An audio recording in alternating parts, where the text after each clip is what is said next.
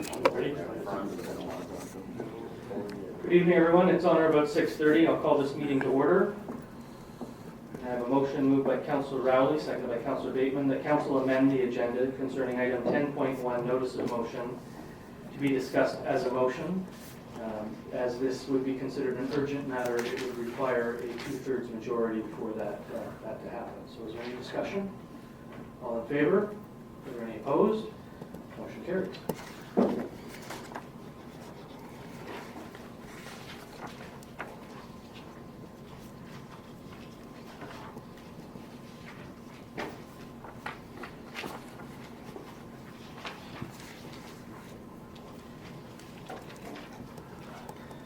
Now, I have a motion moved by Councillor Bateman, seconded by Councillor Anderson, that Council amend the September 3rd, 2019 Council agenda to add to Section 12 bylaws, the following bylaws for Council consideration. A bylaw for multi-service connection cost agreement, the Hydro One network, and a bylaw for agreement with Parkside Landscape sidewalk curb and gutter repairs. Is there any discussion? All in favor? Those opposed? The motion is carried.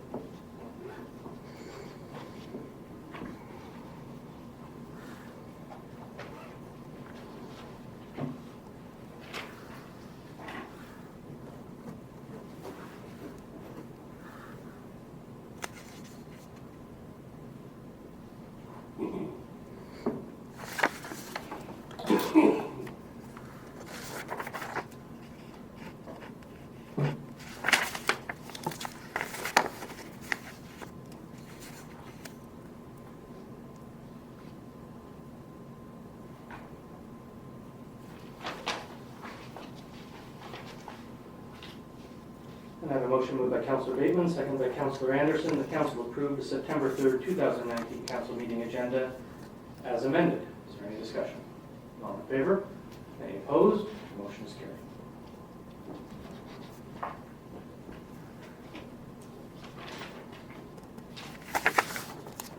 And I'll ask if there are any declarations of pecuniary interest, and if so, please state the general nature thereof. Councillor Bateman. When we get to staff reports under 9.1, I'm going to declare a conflict as President Bragg Minor Hockey. I'll sit out that conversation. If you want an update on where we are in the process, I'd be more than happy to let you know. Thank you. Anyone else? Thank you. And I'll ask if there are any announcements this evening. I just have the one which you see in the agenda, which is that the Brighton Skate Park Design Workshop, creating Brighton's redeveloped skate park, is having another session on Thursday, September 19th, 2019 at 5 p.m. in the community center. That's at King Edward Park. Anyone else? Thank you.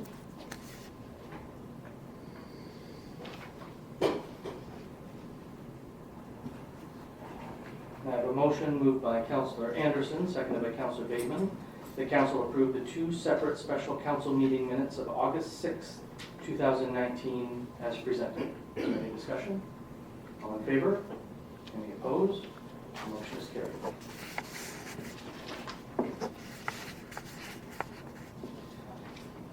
I have a motion moved by Councillor Anderson, and I'll need a seconder, that Council approve the council meeting minutes of August 12th, 2019 as presented. Seconded by Councillor Bateman. Is there any discussion? All in favor? Any opposed? Motion is carried.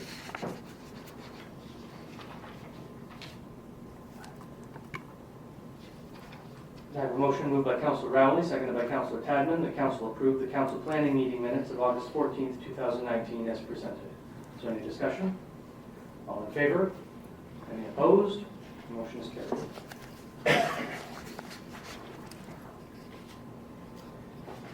We do not have a statutory public meeting this evening, so we'll move straight into delegations.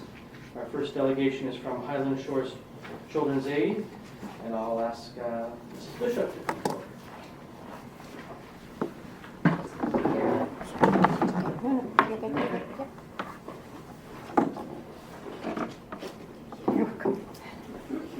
Hi, my name is Jennifer Bishop, and I'm a resource worker with Highland Shores Children's Aid. I'm also the co-lead for Child Abuse Prevention Month. Jennifer, can I just get you to flip that microphone over? You may need to push the button on the side and then the one in the front. one on the side and a bit more. Is there a battery in there? We'll get you some. Okay.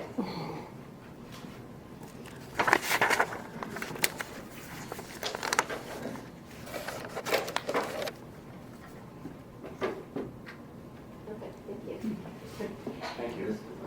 I'm joined here today by my colleague, Chris Ann Hansen. She's a managed access worker with Highland Shores, and she's also a member of our Child Abuse Prevention Month Committee. I just want to thank you, Your Worship and Council, for allowing us to come and talk today about this important issue. So during the month of October, Children's Aid Societies across Ontario come together and participate in our Purple Ribbon campaign, which is to help raise awareness about the important role that the community plays in helping to prevent child abuse and neglect. Historically, CASs across the province were solely mandated to provide protection services to children that were under the age of 16. More recently, that mandate has changed to allow for protection services to also be provided to 16 and 17-year-old youth. The change in the legislation recognizes the vulnerability and the unique struggles that this age group is faced with. And although reporting concerns for child abuse or neglect in regards to a 16 or 17-year-old is not mandatory, we do encourage you to call your local Children's Aid Society or Highland Shores Children's Aid with any concerns about the safety or well-being of a youth within this age group and for youth under the age of 16 as well. The volume and unique service needs that required us to have a dedicated youth and services team. In 2018 and 19, there were 186 youth aged 15, 16, and 17 that received safety and wellness services from this youth services team at Highland Shores.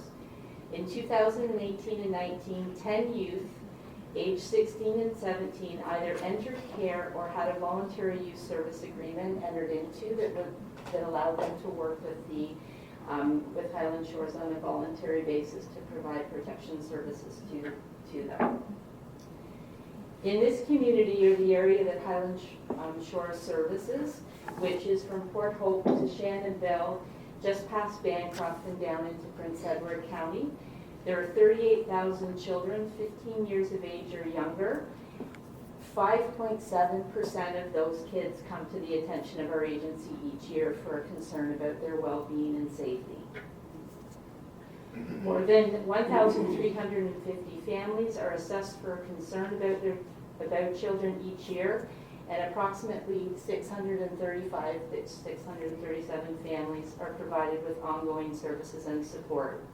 Less than 1% of the entire population of the 38,000 children within our community and are served by Highland Shores are placed in out-of-home care each year. That's a really important stat to show that there are not a lot of children, when you think about it from that standpoint, that are actually coming into the care. Abuse and neglect can happen in two ways with children and youth. One are through acts of commission, so doing something to a child, and acts of omission, which is not doing something for a child. There are many factors that contribute to child abuse and neglect and why children come into the care of Highland Shores CAS. Sometimes parents need help to identify some of the abusive patterns that they may have, and they may need to learn some techniques to be able to ensure the safety of their children in their home. There are also times that parents request the assistance of CAS, and this could be to help with parenting or to help them parent through or being able to access some things that may be inaccessible to them socially or due to economic factors that are beyond their control. And while poverty on its own does not result in child abuse or neglect, research clearly identifies a link between poverty, substance abuse, mental health issues, and domestic violence. These socioeconomic challenges sometimes result in referrals to child protection services. Highland Shores Children's Aid, with the help of our community partners, provides a broad range of services to children and families where there are concerns about safety and well-being. In addition to visiting children and families in their home, our child welfare workers will help families obtain the services they may need, such as parenting or treatment programs. So what you can do is call Highland Shores if you have any questions or concerns about a child or youth that you feel may be in need of protection. Your call can lead to the help and support for a child, youth, and their family. So for the month of October, purple is our signature color, and we're asking that you show your support by wearing a purple ribbon or wearing an item of clothing of purple. And you can also, if you don't have purple in your closet, you can go to the Children's Foundation website and order a t-shirt or a tie or some of our other purple swag that they have available. Some of the things that we're doing around the month of October is we're trying to get the earlier centers on board.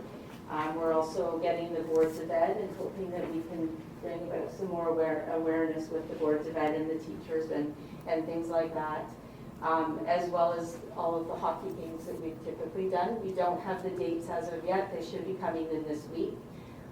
But the Belleville Senators, the Wellington Dukes, the Picton Pirates, the Golden Hawks, the Coburg the Port Hope Panthers and Coburg Cougars, thank you. I almost had them all.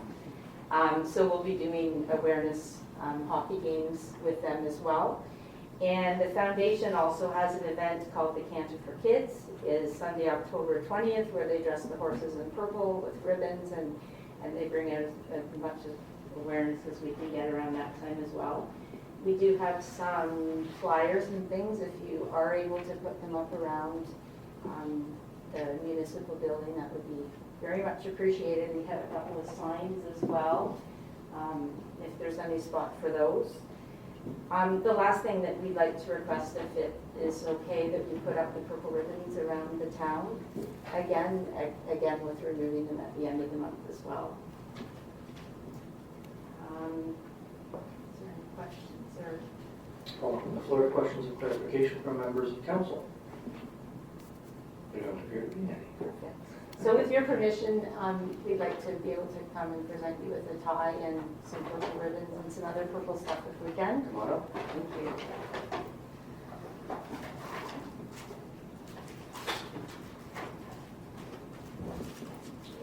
And October 24th is a Thursday this year, and that is the Dress Purple Day.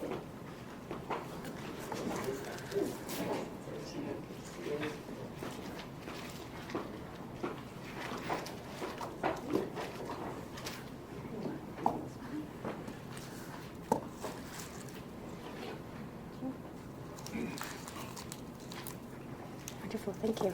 Oops, sorry, it's okay.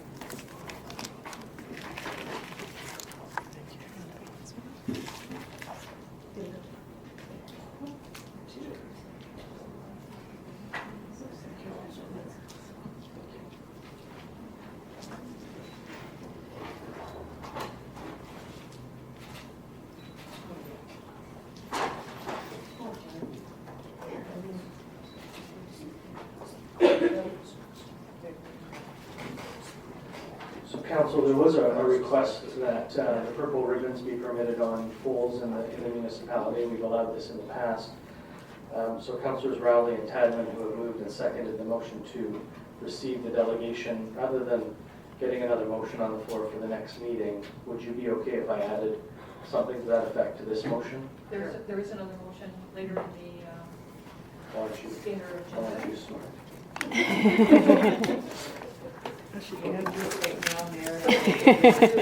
They said that. Well, I knew they would wait. want I'm to. happy to wait. Yeah, right, Very well. Thank underneath you. their proclamation. Thank you. Thank you, Madam Clerk, for making sure that was in there. You're welcome. I have a motion moved by what? I did actually. We have a motion moved by Councillor Rowley, seconded by Councillor Tadman. The council received a delegation from Jennifer Bishop, resource worker, Highland Shores Children's Aid, regarding Child Abuse Prevention Month. Is there any discussion? All in favor? Any opposed? Motion is carried. Our second delegation is from Roger Green, Bayshore Road, regarding Lake Ontario levels and attempts to regulate. And Roger, I should have mentioned this to the other delegation, but we provide 10 minutes to delegates. I practiced in 9 minutes. There you go. Yeah. We'll see. Okay, hi, I'm just gonna talk, I don't have any visuals, so I thought about it, but decided not. Okay, just to review my background briefly, I've been in freshwater science all my career, I'm retired now. I work for Canada's Freshwater Institute, Environment Canada. Had some of the best freshwater lakes, rivers, and drainages people in the world. I was in Winnipeg. Did my doctoral work in the New York Finger Lakes from 1961. I was one of Alpha you as well.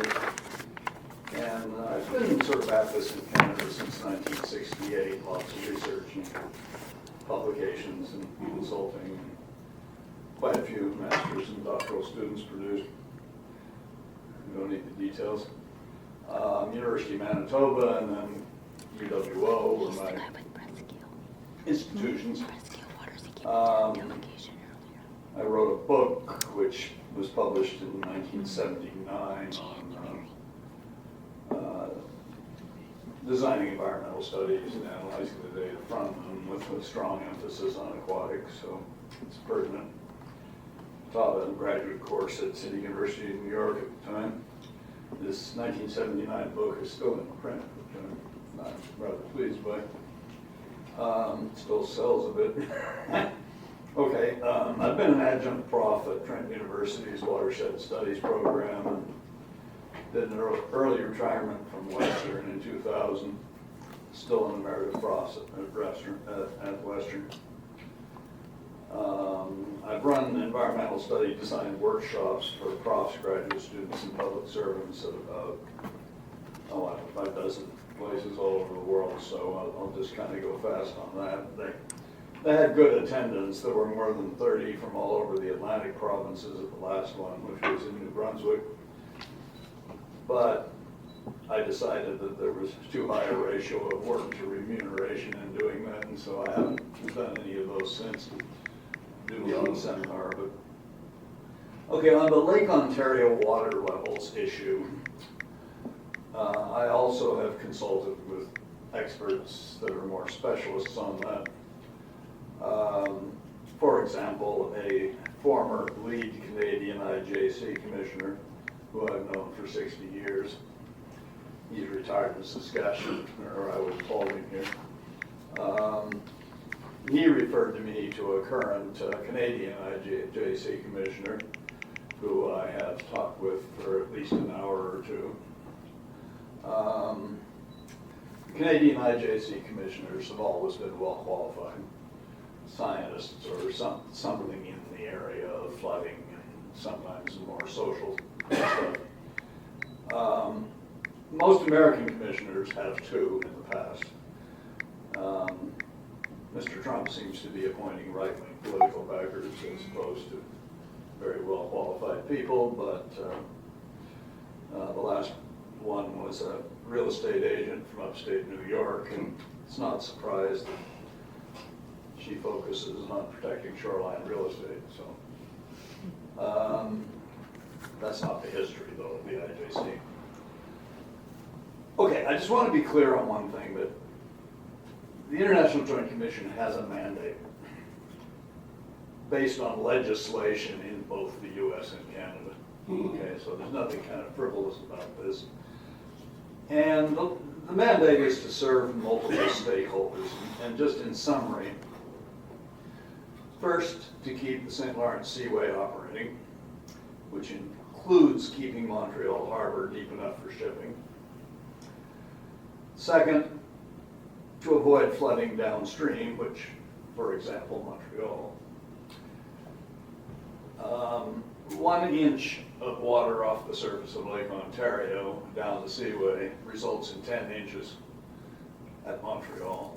So there's kind of a multiplier there. One has to think about that. Third, to protect lower Great Lakes shorelines from flooding. Now we're all interested in that.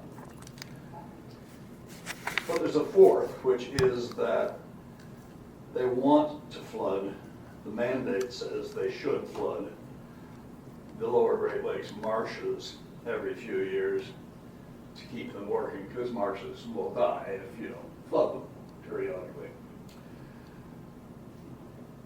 And the flourishing means for fish and waterfowl, and if they all go away, there will be some people yelling and screaming. And blame the IGC probably for that. My point really that I want to emphasize, the IJC can hardly be blamed for following their mandate. It is a legislative mandate, and they're supposed to follow it. And anyone who doesn't like that mandate needs to go talk to their federal politicians and get them to renegotiate the IJC agreement. Don't blame the IJC. They're just doing what they're supposed to do. Okay. There's some substance. There, of course, was flooding in 2017 and in 2019, but not in 2018. We all know this. Okay, we've been running around on this. All 3 years were under the new IJC Plan 2014, which has gotten some bad press. It was 2014 that it was decided. 2019 was the more difficult flooding. That's this year. Okay, Ed knows. Because the Ottawa River flooded. It didn't in 2017. Right? So this year, Montreal was hit from 2 directions. Ottawa River and, of course, down the St. Lawrence Seaway. And only one of those, which of course is the Lake Ontario outlet, was there any possibility of any control at all. So that's why this year it looks like it was. Now there are some long-term trends if you look at the data, and they're on websites, you can look at them. There are periods, decades long, with high or some decades low water levels.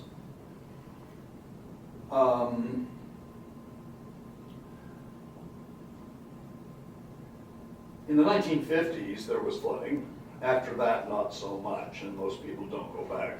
You know, we're complaining about the IJC, don't go back as far as the 1950s, because that kind of ruins the story, because there was flooding back then. Periods more recently, there have been periods where the water level is too low. I came here in '96, and I heard lots and lots of complaining and bitching about the water being too low, and people had to take their boats out too early in the fall. You know, well, no, that's fine, but it's up and down. The point I want to really emphasize is there are these long-term trends, but it's impossible to predict from one year to the next. Okay? What next spring will be like is determined by 3 things. By the depth of the winter snowpack on the upper Great Lakes shores, by the timing and speed of the spring thaw, of course all that water comes down to us, and by the wetness of the spring, especially on the lower Great Lakes, local bed drainage. And that third one has been bad, both in 17 and this year. You know, too much rain in the spring. None of these are predictable. I mean, someday, somehow, somebody might figure out how to do it, but that would make all the difference. Now, some people say that what one should do is lower Lake Ontario in the fall, have it low for the spring, whatever happens that year on those 3 things, and that would protect shoreline properties at all costs. But that is single issue thinking. It's kind of ignoring the IJC mandate, which has other concerns, and we just listed the 3 of them. And it really exaggerates what the IJC or anybody can do. There's only 2 places you can manipulate the water coming down to Lake Ontario. And since we're all sitting here, we're obviously interested in Lake Ontario and Lake Erie, which has done some flooding too. And the 2 places are the Lake Ontario outlet right? Which is the first dam on the St. Lawrence Seaway. And the other one is the Sioux Logs, which basically controls the water coming from Lake Superior to Lake Huron. Those are the only two places, you know, unless you're God or something. There's no other places you can do it. And you can't do much with those two. The response to manipulating either of those is very slow and it's very slight. Okay? What they can do, those things can do, is swamped by the unpredictable year-to-year factor. Roger? Yeah. That's your 10 minutes. Oh my God. Can you just come to some conclusions for us? No, I'm right in the last paragraph. Perfect. Okay. I have been told by the IJC people and some people I know that all the simulations show that this year's water level would have differed very little if the pre-2014 plan had been followed, and that, in fact, if you look at all the simulations, there were real possibilities that it might have been up to a foot higher, not lower. Okay, it's difficult, and I'm just simply saying that I think the IJC it isn't a single issue kind of an outfit, and I don't think it should be. And their powers are not that great of what anybody can do. They're good people doing their best. And my final comment was, I just tell you something I think is coming in the future. If you drive down the Atlantic coast, we were just on Cape Cod, so it comes to my mind, and North Carolina, most of the new construction or renovations after flooding along that coast are on stilts, right? So the water can flow under them, okay? You can't reconstruct after flood without building that way. And it's coming here. I mean, at some point, that kind of a regulation, the new construction on the beach, on the shore, close to the water, whether it's repairing flood damage or it's just totally new construction, they're going to have to be built that way, I think. A number of people I've talked to think that that's the case. I'm not, pushing it. I'm just simply warning that that's probably going to be what's coming. That's it, sorry. Thank you. Yeah. Just hang on in case there's questions for clarification from members of council. All on the floor. Councilor Hadley. Thank you, and through you, Mayor, to Roger. You talked about the three mandates. Sounds to me like they're all once as important as the other, so you can't really change anything by getting rid of one of those mandates. And like if you could encourage both the Canadian and American governments, how could you even make an argument? Because they seem all like they're so very important. Yeah. Well, there are people who are more, if you look at some of the websites, they're representing particular interests, Yeah. like homeowners, cottage owners, builders, whatever. There's some in upstate New York, for example, on the shore. There's some here. And they're just essentially representing that one particular straw of the mandate. They would just as soon not sacrifice shoreline cottages, shoreline whatever, the flooding. And I feel incredibly for people. There's somebody, you all probably know where it is, that's out my way. It was built 3 years ago and got flooded, and then the next year was fine, vast amounts of money into renovating. Okay, and then it flooded again, and my God, this is just really, really awful.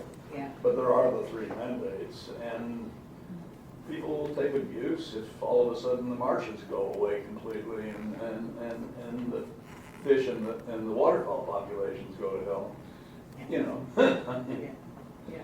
and I understand the importance of that Of also. course, Montrealers don't like being totally flooded out either, so. No, but just to add to this. I was going to go over to Councilor Anderson, but I'll come back, okay? Yeah, sure. Councilor Anderson? Hi. Hi, sorry. Good presentation, thank you very much. So we won't have to worry for another 10 years because the marshlands have been all resurfaced, everything's under control. Is that what you're saying? No, and one other, Every 2 or 3 years is when they sort of like. well, to we've get been it- doing it for 2 or 3 years, so Yeah.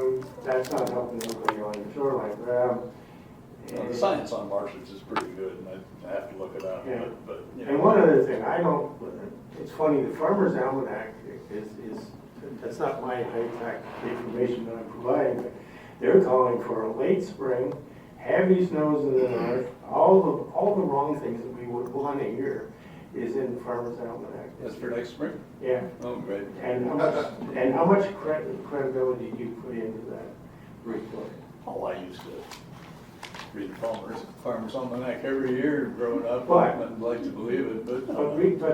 But looking at something like that makes you think, how prepared are we for next, and what is the plan for next spring? Yeah. That's a discussion for the council table, I'm afraid.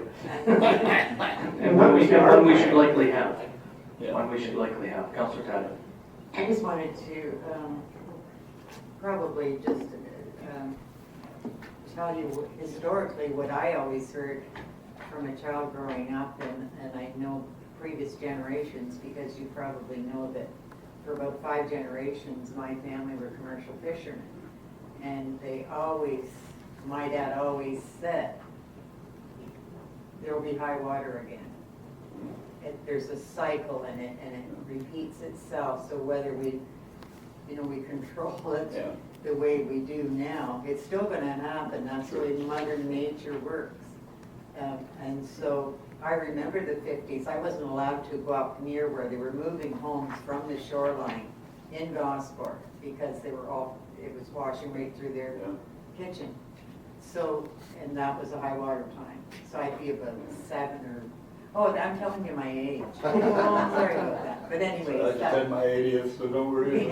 So it will happen again, whether, Well, if you're in one of those kind of like decade-like periods yeah, that it's tending to be higher than usual, then you want to be particularly worried and ready and yeah. concerned about building on the shore and all that kind of thing. Well, it's the same with when you build a dock on the shore. Yeah. Like, we had so many extensions on our dock a few Yeah. years ago, you had to go out so far to get a boat, to bring a boat in. Yeah, And now, I didn't have enough dock. yeah, yeah. The thing is, you can't predict very well for specifically next year. No. You can talk about this being a bad decade, and, we should be worried, but you can't, you understand, I hope you understand what I'm saying. Yeah. Councillor Anderson.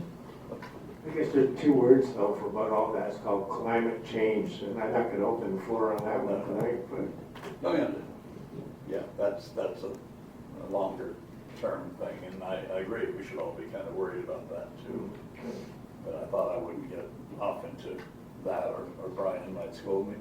It was your 10 minutes, Roger. Thank you very much. We appreciate you coming and giving us this information. Thank you. Our third delegation is Mr. Thompson from the Labrador Retriever Club of Central Ontario.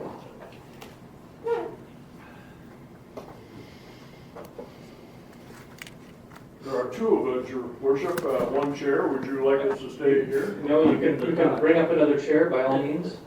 We'll be brief. Yes, it won't take us 10 minutes. Don't take your time.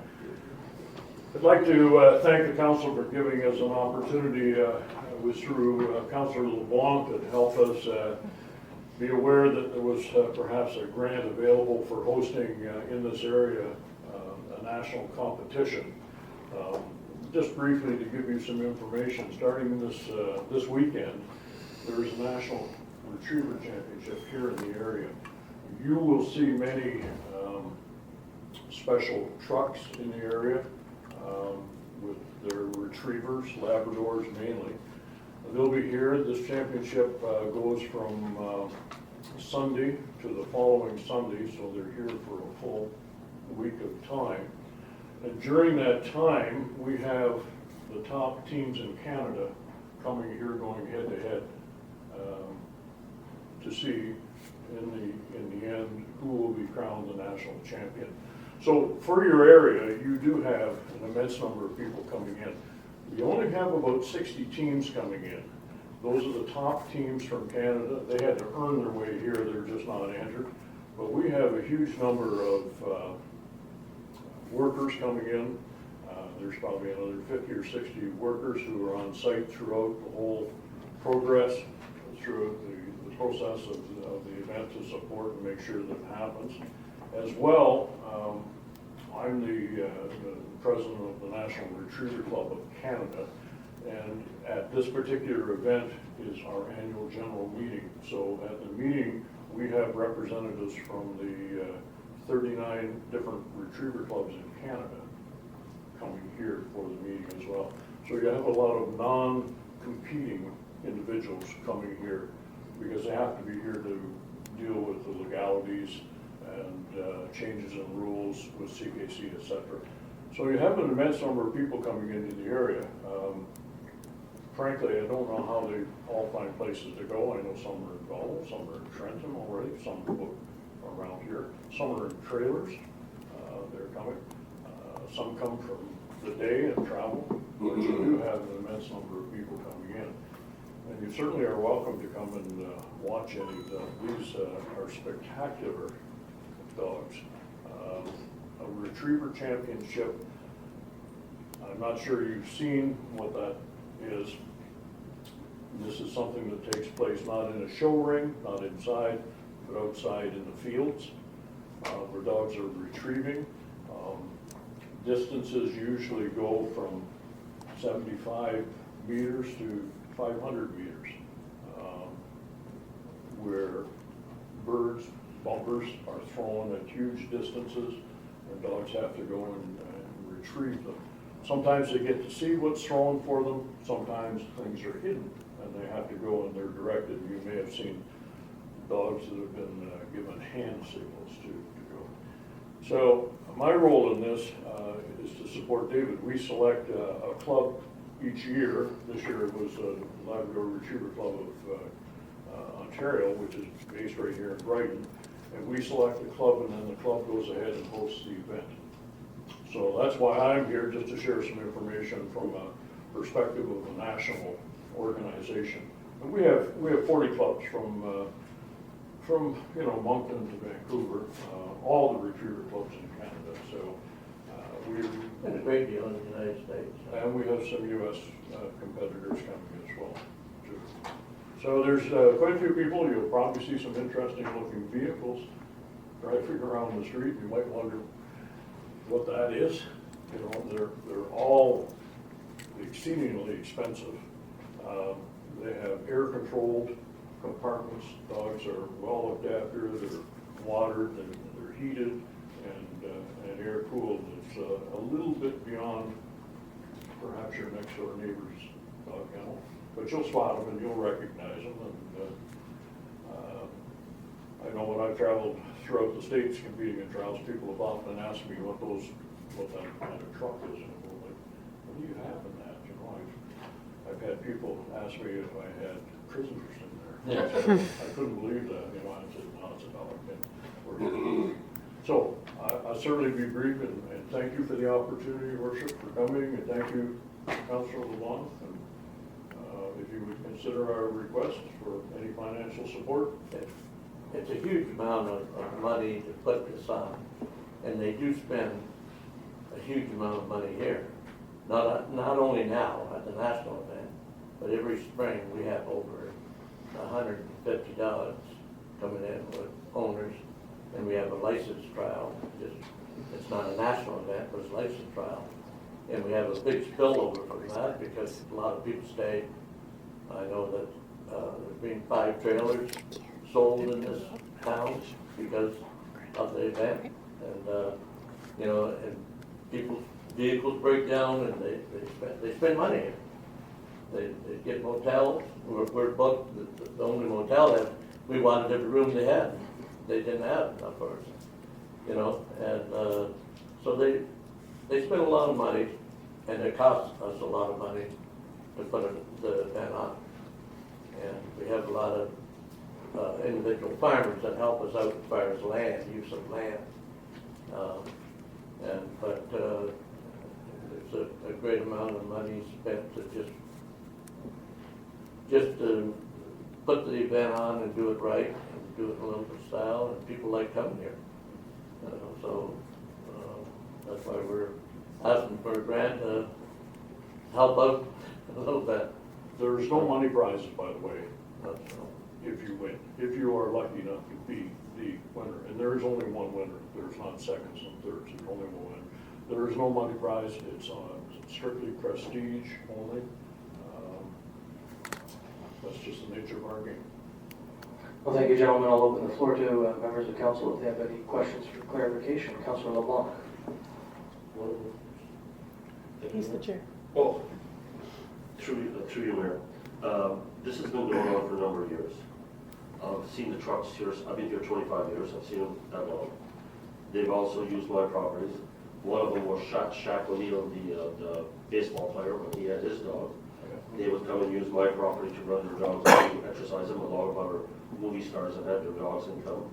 It's an event that publicizes Brighton, that brings a lot of tourists to Brighton. It puts us on the map in the dog trials and stuff that come. You know, a lot of people come, and you have a lot of stuff that comes here, using our restaurants, our food, our gas stations, and we see you all the time, especially when they used to be the restaurant on top of the hill. So when they talked to me, I said, well, we should see if Brighton could kick in, because it has been a good support, and you want to know Brighton around the world.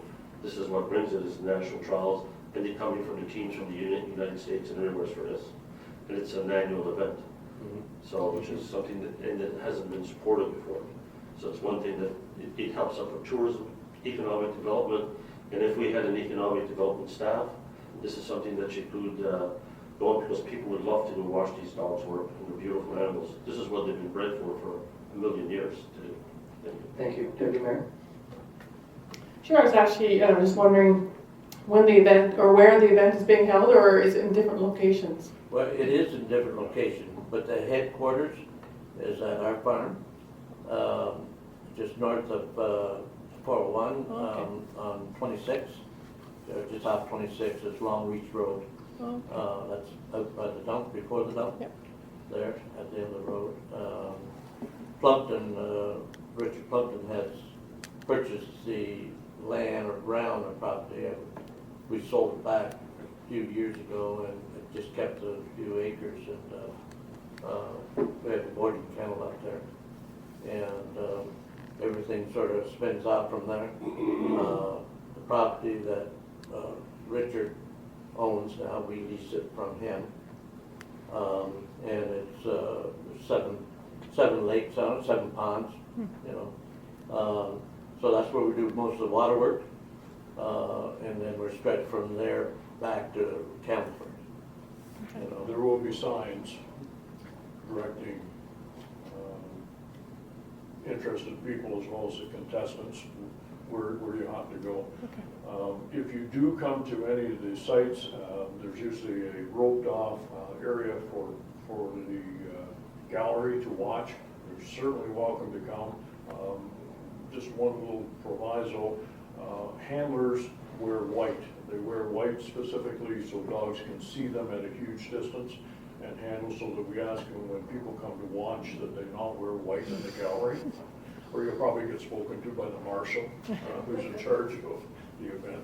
It's just one of the things, but you're certainly most welcome to come. And we do like to see a lot of people come, and often we pick up a lot of young people who are interested, as you said, about getting involved with dogs, or how do I train my dog. Another thing, when you're there, there's a catering service there on the ground. She's local, so local business. A few years ago, Iron Bridge, Ontario was putting on something.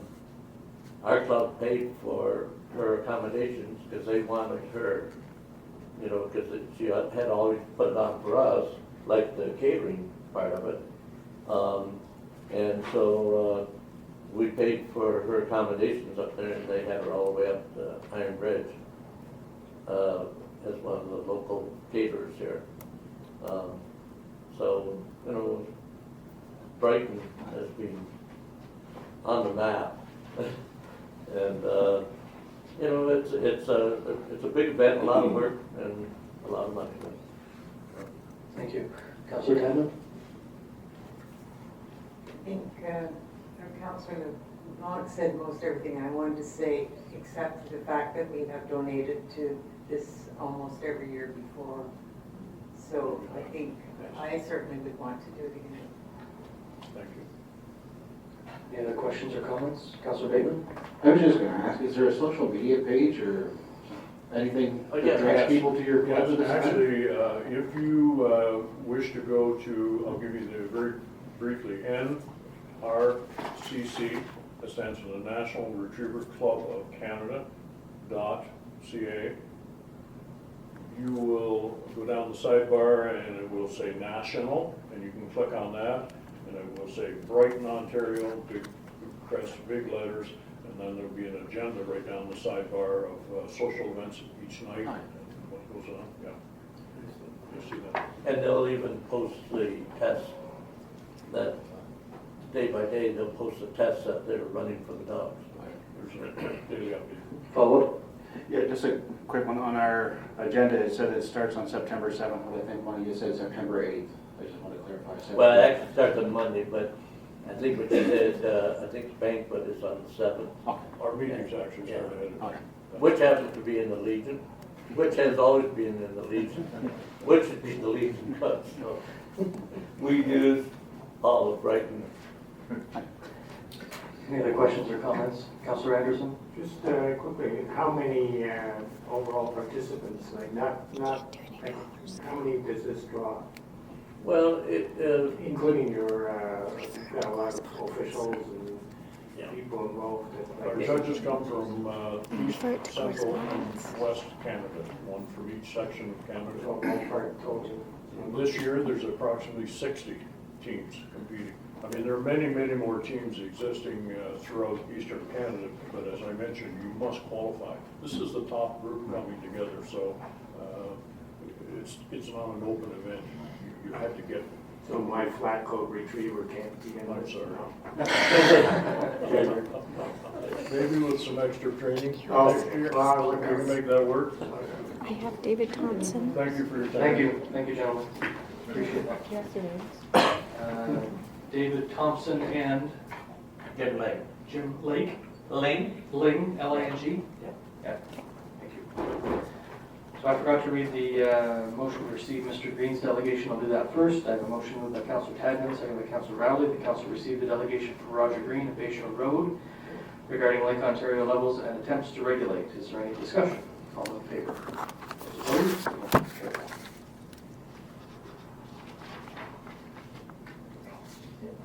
And the motion I have before me is to receive the request for $1,000, and I'm going to add, if it's okay with Councillors Tadman and Rowley, who have moved and seconded this, that we add further discussion under unfinished business. Is that okay?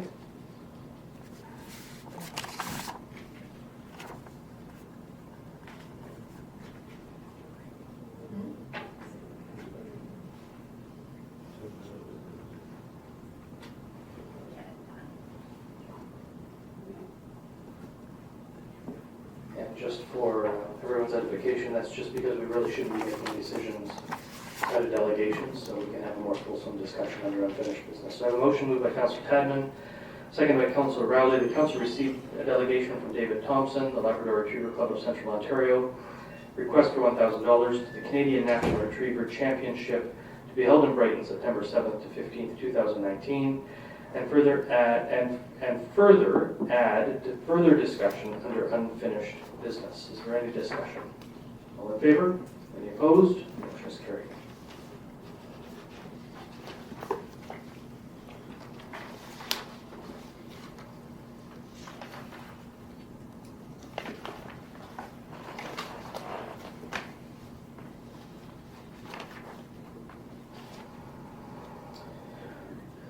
Is there anything in the citizens' comment bin?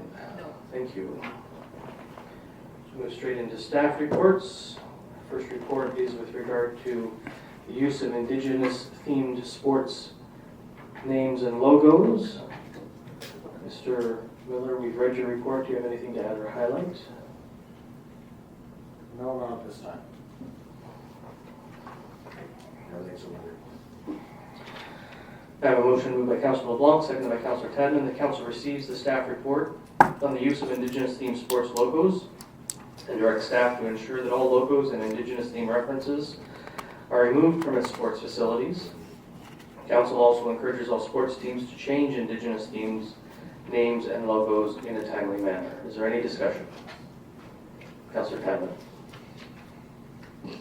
Just that, I think that's all in the process. I've heard Councillor Bateman talk about that a lot for the last year, so I guess it's going to move forward anyways, so that's a good thing. Yeah, as everyone knows, early in the term, we received a letter from the Ontario Human Rights Commission noting that we do have an Indigenous-themed sports logo and name reference in use, or being used at our facilities, and strongly encouraged us to come up with a policy that would help people get past this old practice. So one of the things I did, and I'm sure that I mentioned this to members of council in an update, that I had then acting chief Pam Crow from Alderville First Nation in, shared the letter with her, suggested some of the conversations that Mr. Miller and I had had.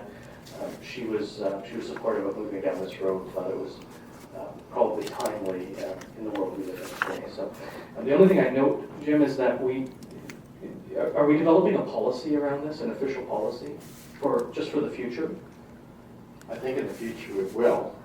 Right now, we're waiting for other municipalities. I know Mississauga is ahead of us right now in doing that. So This all comes out of that ruling exactly. from So I Mississauga. think they're going to be the kind of Okay.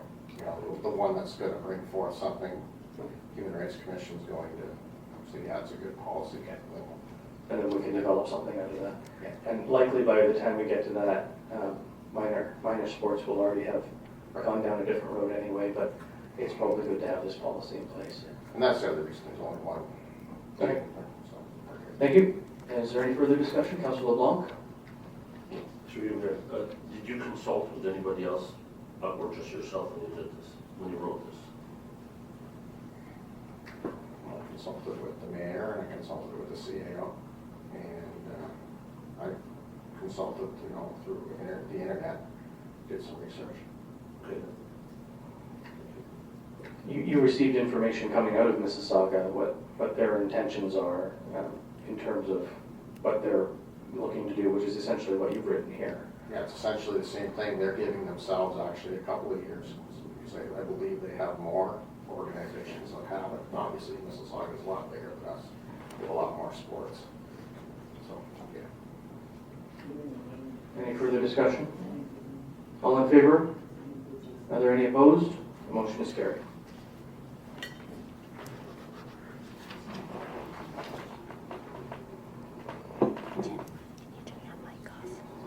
Our next report is with regard to electronic vehicle charger proposals for the municipality of Brighton. Ms. Thompson, we read your report. Do you have anything to add or highlight? No, not at this time. Thank you. I have a motion moved by Councilor LeBlanc, seconded by Councilor Tadman. The council received the report dated August 29th, 2019, EV charger proposal for the municipality of Brighton. And the council direct the mayor and clerk to sign the documents before to the Ontario Power Generation, OPG, to allow further development and submission of this proposal. Is there any discussion? I'll just say I think this is a great idea for the municipality, and anecdotally I've had two older millennial industrial developers at different times ask me where they can charge their electric vehicle in Brighton, and have had to either send them down to Timber House or to the Big Apple or to Belleville. So I think this is coming. Councilor Bateman. I was just going to ask, I didn't see it here. Will it come down the road where we decide where these, if we go this way, where they'd be located?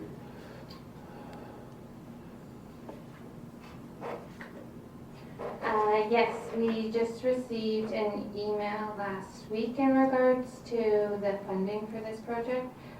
So we have not discussed locations at staff level yet. And that would come back to council for consideration? Yes, I believe so. Thank you. Councilor Bateman? And the only other question I have right now would be what type of chargers, because not all charging stations operate with, so. I believe they're looking at level 2, if I'm reading the documentation correctly. Is that correct? There'll be a level 2, like generic charging station.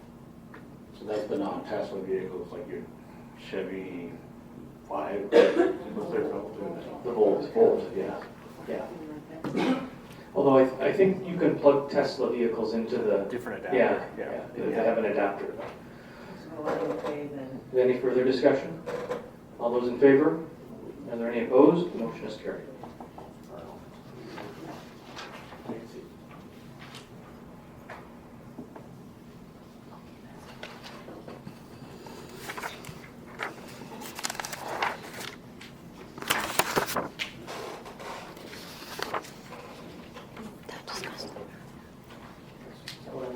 No, it should be there. Oh, you wouldn't have it because I didn't know it was going to become a motion. So that's why it's not I'll reading just it. read it off of here, That's fine. and then we'll get it into a motion form later on. Yeah. So this is what was a notice of motion and is now a motion. Moved by Councilor Anderson, seconded by Councilor Bateman. The council approved the completion of the community safety zone in the hamlet of Smithfield. The speed limit is to be reduced to 40 kilometers per hour, as previously recommended and discussed at council. The safety zone to be expanded from County Road number 2 on Walt Street, Drummond Street, and Lisgar Street to Smith Street, and further including Smith Street from Walt Street to Lisgar Street. A four-way stop intersection to be created by adding 2 additional stop signs at the intersection of Smith and Drummond Streets with painted crosswalks. Safety zone signs should each have the 40 kilometer per hour speed limit sign attached with penalties for speeding. Work to be completed 30 days from the approval of council. And further, a sidewalk to the Smithfield Public School on Brewery Street from Smith Street be reviewed by staff and budgeted for the completion by August 28th, 2020. I'll open the floor to discussion, and I'll ask Councilor Anderson if he'd like to speak to his motion.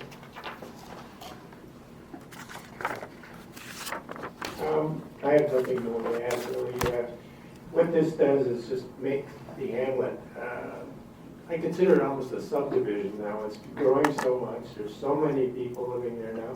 New families, a lot of children. The school's expanded, or not expanded, but has grown in numbers. I think it's up to 175 this year.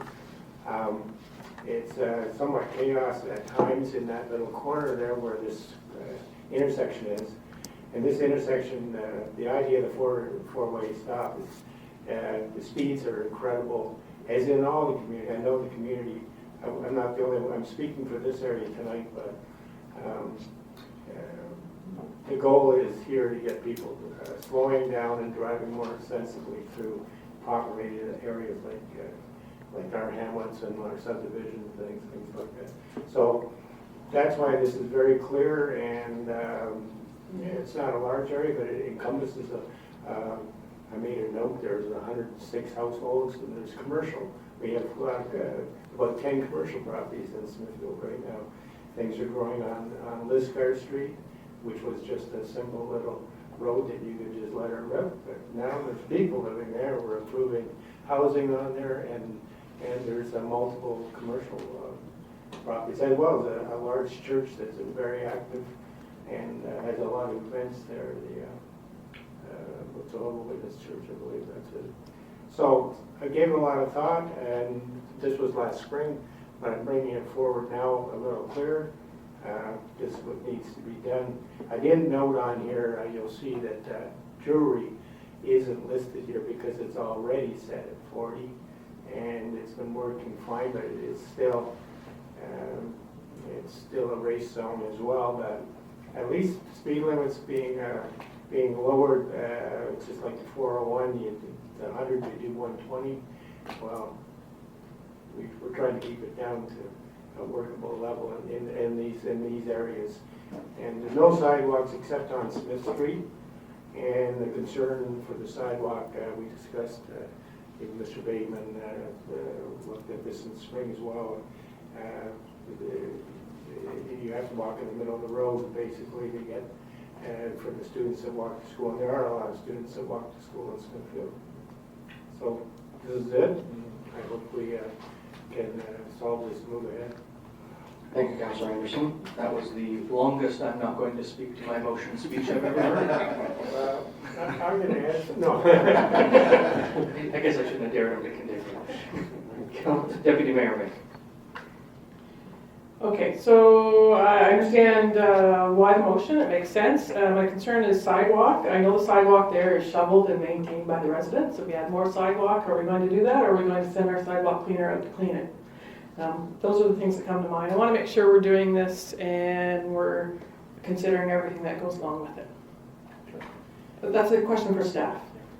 Staff would have to answer that question operationally through budget. I think it's not a question for council to consider. Councillor Tadman? Well, I think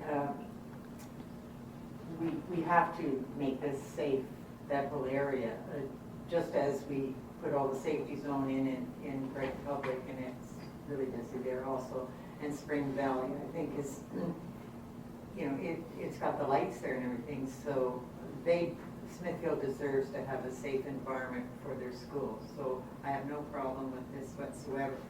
I do note that there's areas near that school where there's not enough room for a sidewalk, because that came up with, but that'll be staff's problem. Maybe they, I don't know how they'll do it when there's no room to put them, but there'll be some way. Councillor Bateman? Just to follow up with Councillor Anderson, just on the speed ride, we talked about the sidewalk, there might not be enough room, but spring through fall, the car volume on that road is increased due to Timber Ridge. And depending on which way they're coming, if they're coming down the Blind Hill, you'd have to be on your brakes not to go over the speed limit.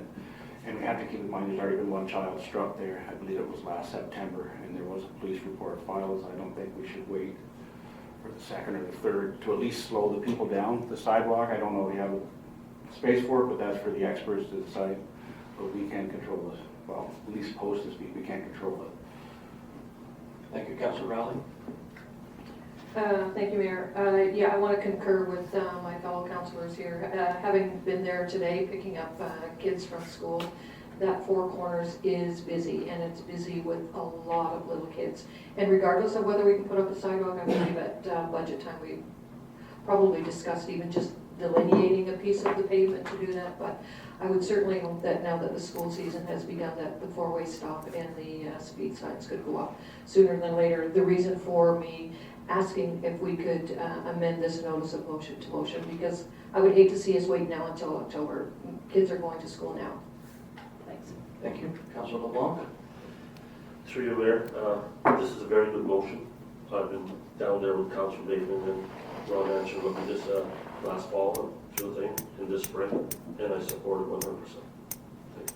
Thank you. Thank you. Any further discussion? I would just note this would make this the largest community safety zone in the community, from Lisgar to Walt, and then that swath from Smith down to County Road 2. So I'm not sure if you've had discussions with staff about what is appropriate or not appropriate for community safety zones. I'm not sure myself, or whether this is just conceptual from your seat.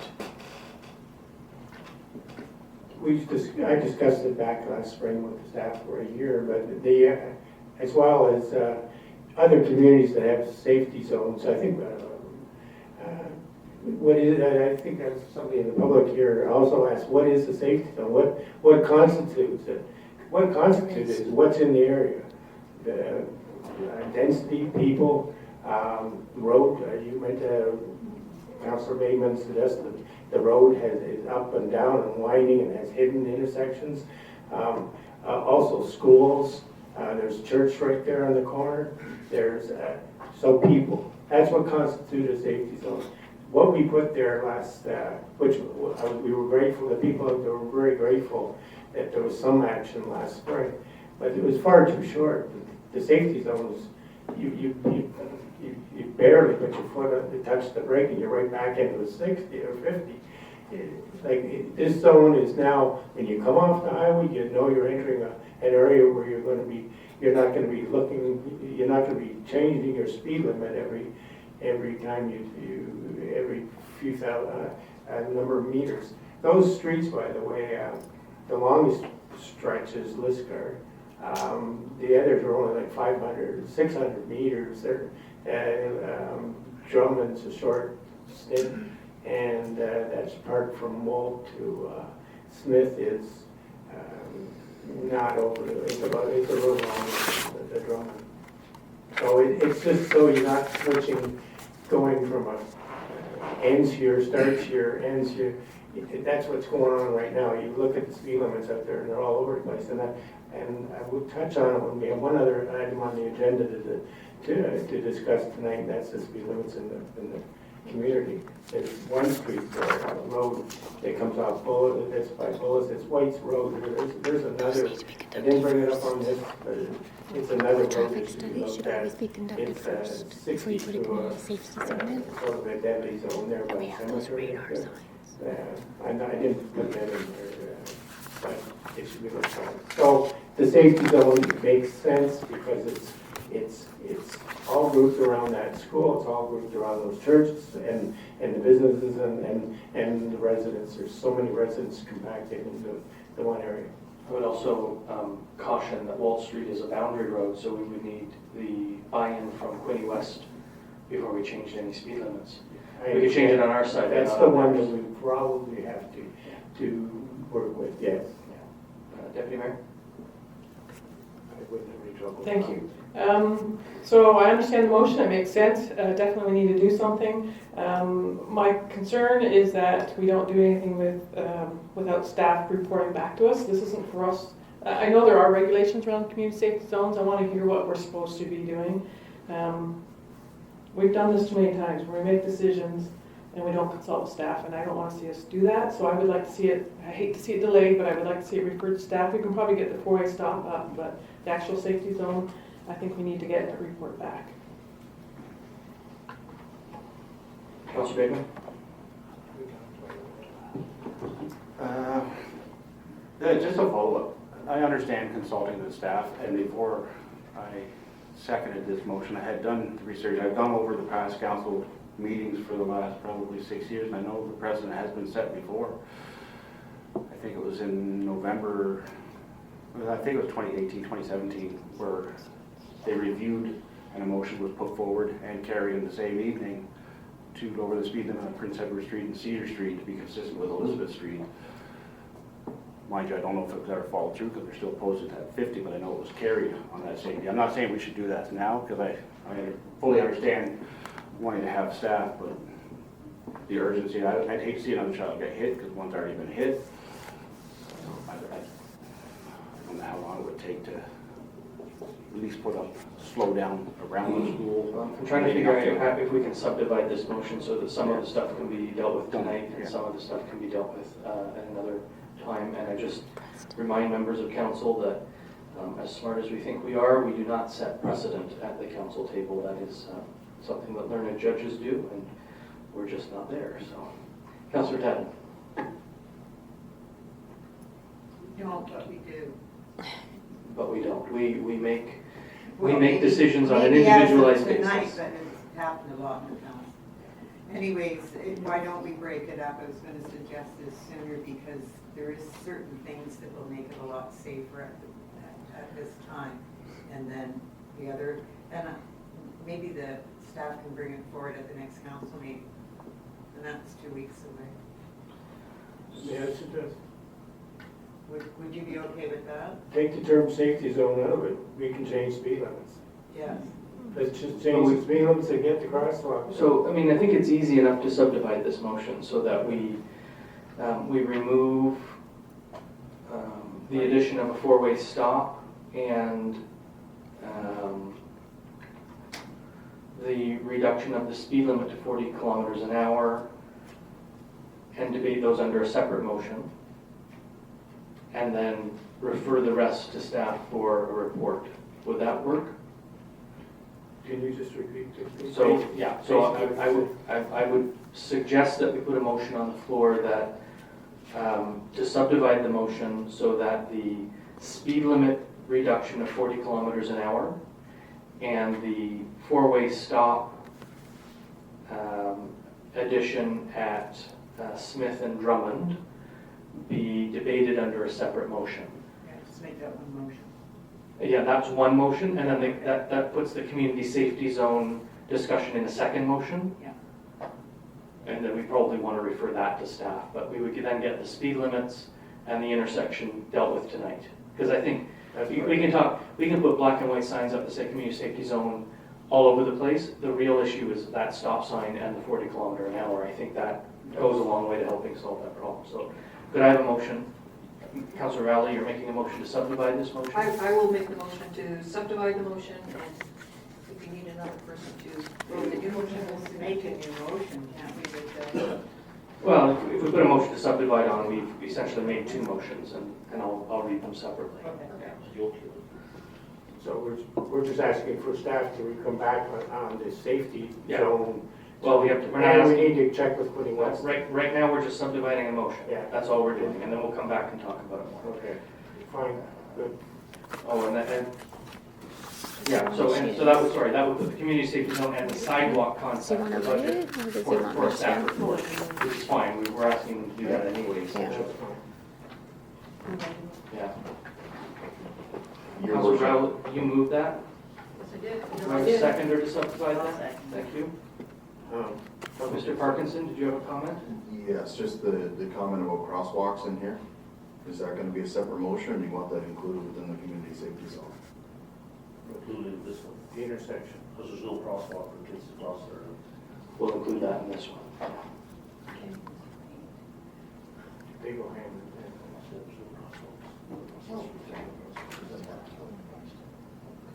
There's no school crosswalk. Wow. I think the school went to Manson. Is there a crossing guard down there?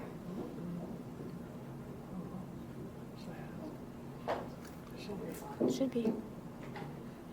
If there's gonna be a school crosswalk, then there should be. Go ahead. If I can ask a question, is there a crossing guard at all down there? Because that's something we should, if we're going to talk about safety, we can lower speed limits all we like, but I'm on the police service board, and apparently it doesn't really make a difference. A crosswalk with a crossing guard, that would make a difference. Yeah. Maybe that's something we need to look into. I would suggest that's probably something we can talk about at budget, because it would require us to add a staff person to the chart. That's a good idea. So I have a motion moved by Councilor Rowley, seconded by Councilor Tadman, that the motion be subdivided to debate the speed limit, four-way stop and crosswalks, and the community safety zone and sidewalks under separate motions. Go ahead. Why wait for budget for something as important as the health and safety of Because children? it's staff. Because it's not on this Because motion. it's staff. Why don't we add it to it then? Because that would be, that's not how we run a council meeting. Someone can bring a notice of motion to add that. We can do almost anything in a council meeting if it's a safety and health issue. And we need a crossing guard there. But it needs to go to If budget. it's really that It's much of a staff. need, it should have been included here, and it's not. Well, we can include it now. So I have a motion that the motion be subdivided and debate the speed limit, four-way stop, and crosswalks, and the community safety zone and sidewalks under separate motions. Is there any discussion? All those in favor? Those opposed? The motion is carried. Excuse me, can I ask you a question? Yeah. So, Councilor Tadman, that's a good idea. Wish I had thought of that. But that could something that could be brought forward. Something that can be brought forward later. Depending on how we write this, Or we depending on can- how we write this motion. Oh, we could bring ask it the forward staff, right well, now. the staff are gonna be looking into the community, they could, one more thing they could look at is the need, and they probably want to talk to the school, because I know the school wants it, I talked to the school. School's excited about a sidewalk someday, It was me. but, that's a good point, we should put it somewhere we can, be proactive and get working on it, rather than put it aside. Should have been there Deputy Mayor. 20 years ago. Yeah. Thank you. So we just voted on subdividing. We haven't discussed what's in the two yet. So we can still, Yeah. I would like us to consider maybe the community safety zone adding the question about a crossing guard to that, so that staff can report back to us on that. If we could do that, that would be. And have it come back within the 2 weeks. Councilors Anderson and Bateman, as I try to separate these motions, the 40-kilometer-an-hour zones are to be on all of these streets? Is that what we're looking for? Keep it simple. So Smith Street from Lisgar to Walls, I don't know the rules. and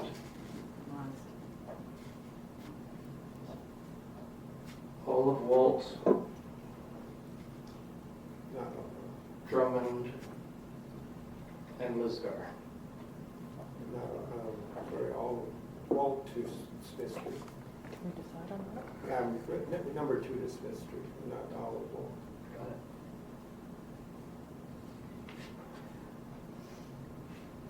And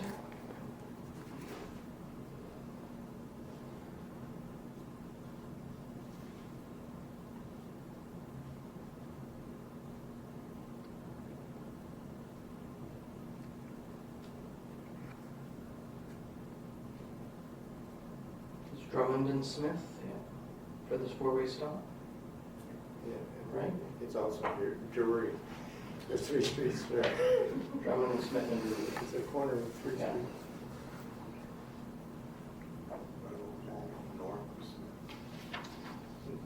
Walls. Yeah. There's Drury. No, not the four-way stop for the community safety. It's not too bad in there. You'll see farms. You'll see farms.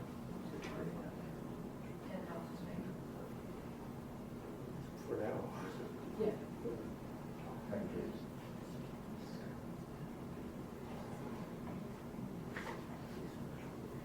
Okay, so the first part of the motion, moved by Councillor Anderson, seconded by Councillor Bateman, and you two remain the mover and seconder, even though we've subdivided it, that the speed limit be set on Smith Street, Lisgar, that the speed limit be set on Smith Street from Lisgar to Walt Street and Walt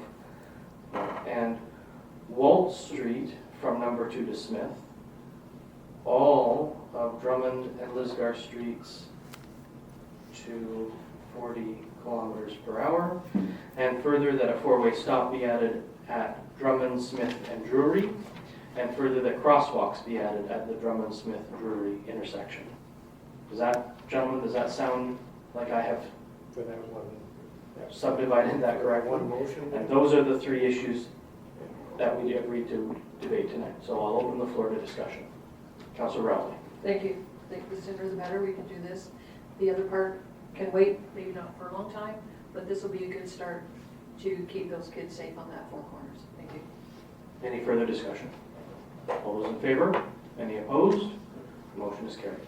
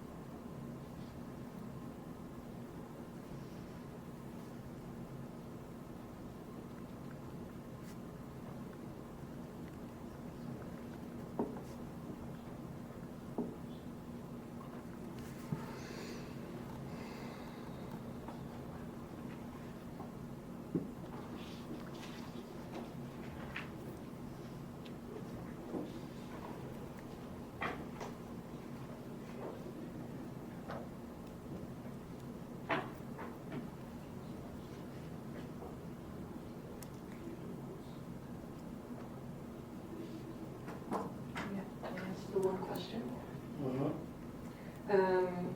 The last sentence of that first, or the big motion says work to be completed 30 days from approval of council. Would staff be able to complete that within the next 30 days? Before we stop. At the crosswalk? Yes. Thank you. So the other motion then becomes, moved by Councillor Anderson, seconded by Councillor Bateman, that council set a community safety zone in the hamlet of Smithfield as noted in the original notice of motion. That way I'm not writing all those streets down again. And further, that a sidewalk from Smith to Smithfield Public School be budgeted for 2020.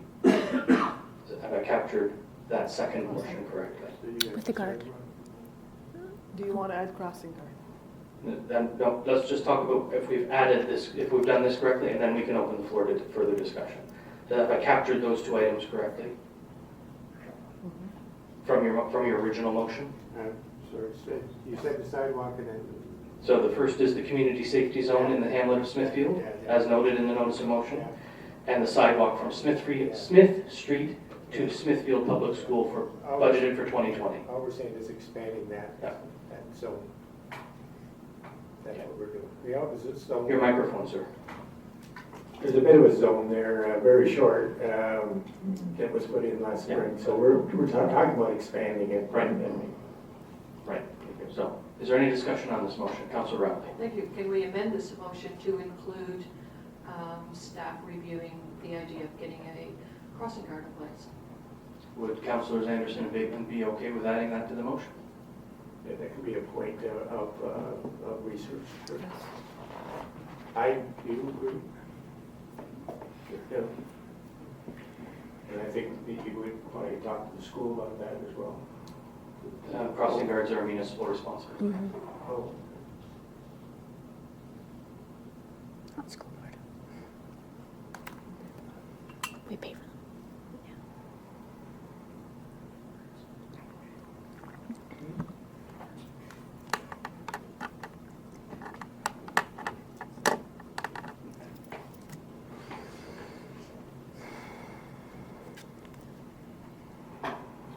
So I've added that, and further that staff appoint a crossing guard for the Drummond-Drury-Smith intersection.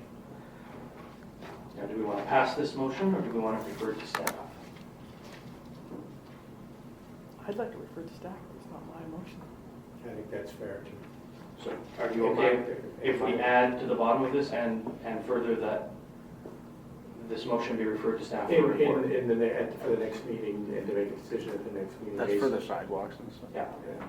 And then, Preston has something. and Councillor, can I say something? May? Councillor Raleigh brought up a point to Public Works that that 30-day, all I'm doing there is putting some sort of target to get it done. So I'm not putting any pressure on anybody.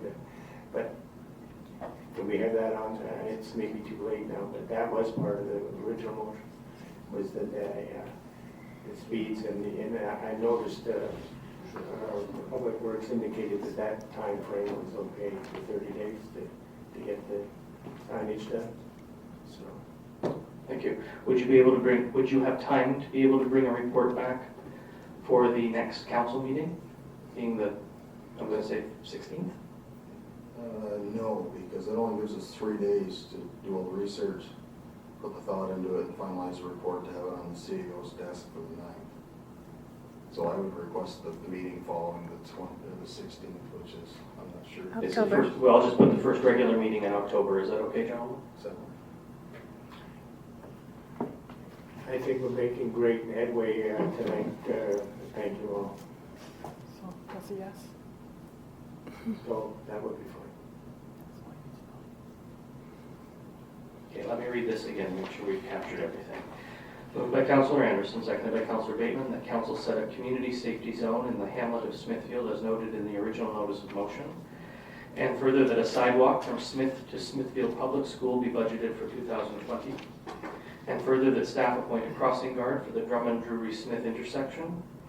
And further, that this motion be referred to staff for a report at the first regular meeting in October. Councilor Bateman?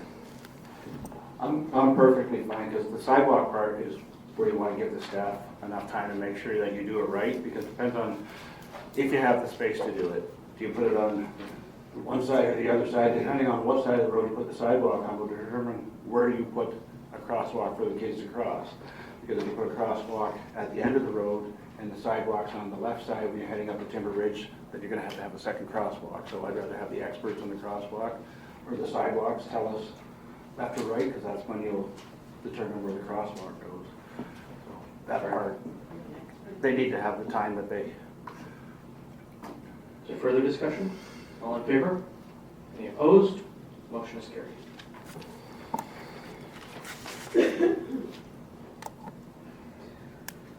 And we move on to unfinished business, being the Retriever Club request for a $1,000 grant. And I have a motion moved by Councillor Bateman, seconded by Councillor Anderson. The council support the request for financial support of $1,000 for the Canadian National Retriever Championship. Is there any discussion? Deputy Mayor. Councillor Tadman mentioned that we've supported them before. I'm not sure if she remembers how much. And the other question is, where is this coming out of? We do have a grants and aid. It's not applied as a grants and aid. I don't think we have 1,000 left in it, but I'm not sure. So if anyone can answer my questions, that would be wonderful. Councillor LeBlanc. When I talked with the lady that came and approached me, apparently it was done, I think, 4 or 5 years ago. It was $500 that was given. That was given. And it would have been a grant and aid at that time. That makes sense. Yeah. Do we know why it didn't apply? We don't know why they didn't apply. And we But don't. this is a bigger event. It is a bigger event, yeah. And it's a few years later too, so everything costs more. But we don't know where the money is coming from off the top of our heads. And we don't have anyone here who can help direct us in that. So if we pass this motion, we would be simply telling staff to find the $1,000. And she will. Any further discussion? Councillor Bateman. I'm going to alert to the veterans, it's just something you've done before, where you threw it to the gods and hope that it came down, or did you have to approve first? Typically, we would refer it to staff, and they would tell us where the money would come from, if we had the money available in the grants and aid budget, et cetera, et cetera. But usually we're given a little more time than 3 days, because this event happens on September 7th. It's always the contingency if nothing else works. My guess is if there's money left in grants and aid, Linda could take it out of there and find I had an idea there was about $800 or $900 left in there, so it's not quite the 1,000, but I'm sure she could find $100 in. She'll find Any further discussion, Deputy Mayor? It's not about finding money somewhere. We're just agreeing to go over budget or we're not. That's all. Really, at the end of the day, she's going to put it where it's supposed to go. Right? Yeah. So we go over it. That's her job. Yeah, exactly. So, it's about finding. Okay then. Councillor Bateman? I was going to suggest we take it from Parks and Rec, but I see Jim still here. Councillor Rowley? Oh, no, I'm good. Any further discussion? All in favor? Are there any opposed? Motion is carried.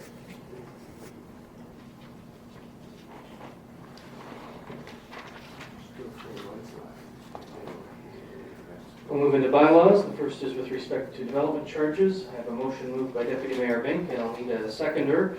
That council gives a bylaw on its first, second, and third reading and finally passes on this date, being a bylaw of the municipality of Brighton with respect to development charges. Development Charges Act 1997, SO 1997, C27, hereinafter called the Act, enables council of a municipality to pass bylaws for the imposition of development charges against land located in the municipality where the development of the land would increase the need for municipal services as designated in the bylaw, and the development requires one or more of the actions set out in subsection 2.2 of the Act. Is there any discussion? I'll second. Thank you. Is there any discussion? All those in favor? Are there any opposed? Motion is carried.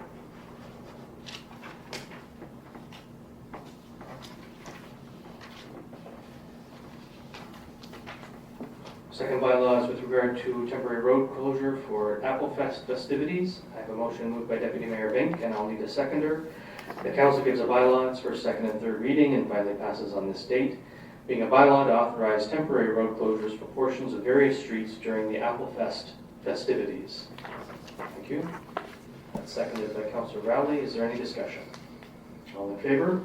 Are there any opposed? The motion is carried.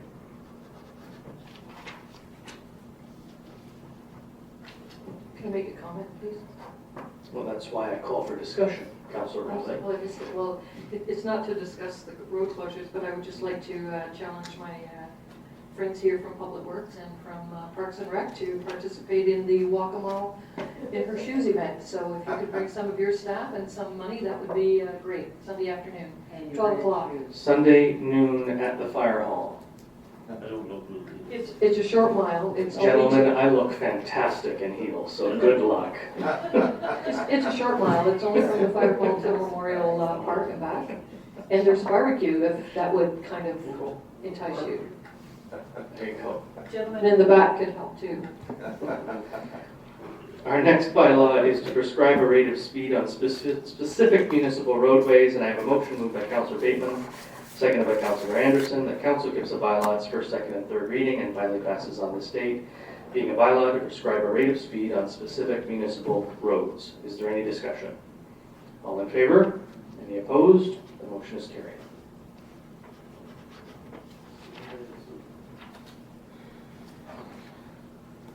And our next motion is with regard to the multi-service connection for Hydro One. With Hydro One, I have a motion moved by Councillor Bateman, seconded by Councillor Anderson. The council gives a bylaw its first, second, and third reading and finally passes on this date, being a bylaw to authorize the mayor and the clerk to execute an agreement between Hydro One Networks and the municipality of Brighton to provide multi-service connection within the Brighton East Industrial Park. Is there any discussion? About time, I'm going to say. Yeah. Go ahead. I did it in good time. And when will that be commenced? When's the target? Sometime after we execute the agreement. Yep. Mr. Parkinson, do you have a timeline for Hydro One? The agreement estimates 60 days from the time they receive full payment. From the time they receive full payment. So once They don't even look at it until they have the check in the agreement. once the clerk and I sign this, it will go to the finance department, who will write a check, which will come back to me, which will be signed and sent. So 61 days. 60 days from whenever all that happens. I would suggest 60 days in a week Right. or so. Yeah. Is there any further discussion? All those in favor? Are there any opposed? Motion is carried.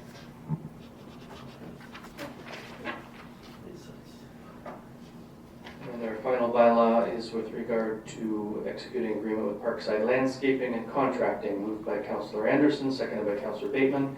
The council gives a bylaw its first, second, and third reading and finally passes on this date, being a bylaw to authorize the mayor and the clerk to execute an agreement between the corporation of the municipality of Brighton and Parkside Landscaping and Contracting for tender PW 2019-03 sidewalk, curb, and gutter repairs throughout the municipality of Brighton. Is there any discussion? Again, about time. Yeah. All in favor? Any opposed? Motion is carried.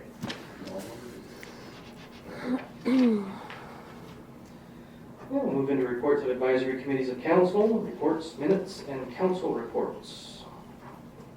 First is from Committee Access. I have a motion moved by Councillor Anderson, seconded by Councillor Bateman, that council supports the recommendation from the Accessibility Advisory Committee concerning the Quinte Access bus stop location and refers to staff for follow-up.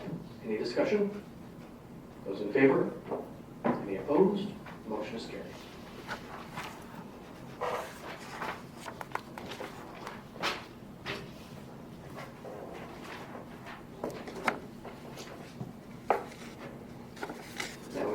We have no reports or minutes of statutory committees, boards, or external agencies, so we move into correspondence, direction items, endorsements, and communications or petitions. The first is moved by Councillor Rowley, seconded by Councillor Tadman, that council proclaim the month of October as Child Abuse Prevention Month, and that council endorse proclamation resolution provided by Tammy Callahan, Executive Director, Highland Shores Children's Aid, Protect, Care, Empower. Is there any discussion? Councillor LeBlanc. Through you, Mayor, didn't she ask to put purple ribbons on our trees and stuff? But isn't it that motion? Did, and it is not. Well, unless the resolution provided by Ms. Callahan includes that. So let's just look. I don't think it does.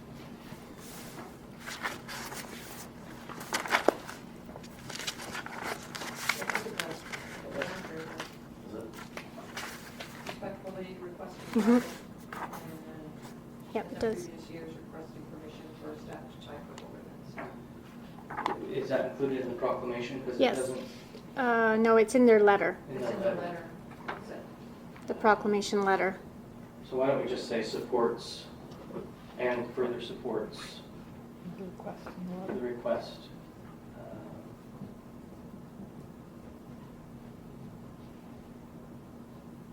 To distribute purple ribbons throughout the community.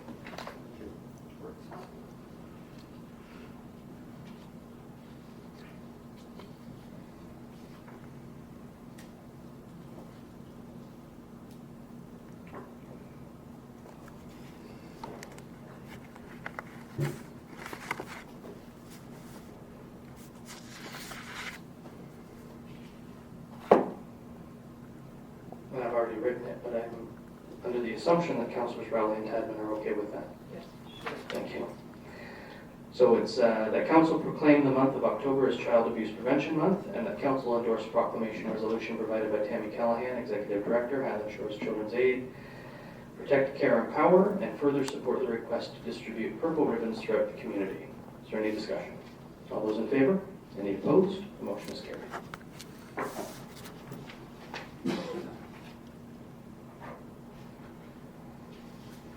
I have a motion moved by Councilor Rowley, seconded by Councilor Tadman, that council support or receive correspondence from Bobby Dawson, Executive Director, United Way Northumberland, requesting flag raising in the United Way flag Friday, September 20th, and permission to leave 211 marketing materials at the municipal office. Support? Is there any discussion? All those in favor? Are there any opposed? No. The motion is carried. Flag raising.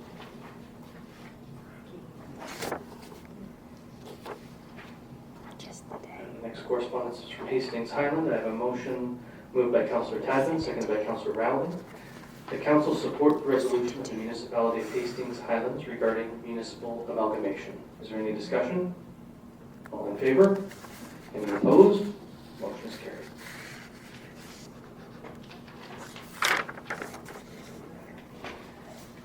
Receiver support, was it?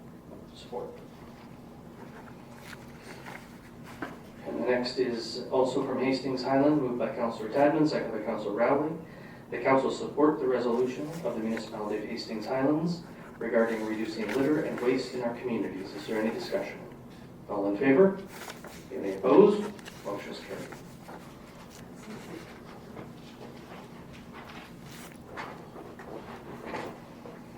We have no FYI correspondence, so I'll open the floor to the public for question period. If you have a question with regard to anything on tonight's agenda, please step forward. Thank you. We have no in-camera session. Our confirmatory bylaw is moved by Councilor LeBlanc, seconded by Councilor Tadman. The council gives a bylaw its first, second, and third reading and finally passes on this date. Being a bylaw to confirm the proceedings of the corporation of the municipality of Brighton Council meeting held on September 3rd, 2019. Is there any discussion? All in favor? Or any opposed? Motion is carried.